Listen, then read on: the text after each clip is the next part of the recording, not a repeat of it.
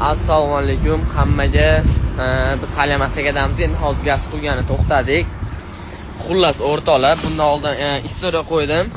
Anovi X Factorda bitta qo'shiq aytib, zvizda bo'lib ketgan bola bor edi-yu. Bitta qo'shiq, turkcha aytgan qo'shiq. O'sha bola Instagramga yig'lab chiqibdi. To'g'ri, yig'lab emas, gapirib chiqibdi endi yig'lamsirab. Anovi Jasmin opam xullas videolarni tarqatibdi, qanaqadir gapiribdi. U videoni ko'rdim men ham. Endi o'xshash u ish bo'lganmi bo'lmaganmi bilmadim, lekin sizga unaqa yig'lab chiqish yarashmaydi. Qarang, o'zi profilingizda 400 mingtadan oshiq podpischikingiz bor. Qarang, reislaringizga haligindaqa 100 ta vafli olsangiz, bittasidan 2000 pul chiqadigan vafli bor-ku. O'shani reklamalar shaqillatib olib yotibsiz reelsga. Qanday Jizzaxdan marojin sotib, men Jizzaxdan marojin sotib biznesimni qilib yuribman deb chiqibsiz. Profilingizga, galochkangizga bir oyda $8 to'laysiz. $8 100 ming bo'ladi. Marojin sotib yuradigan odam galochkaga pul to'laydimi har oy, o'ylab ko'ring. Ashshi bor.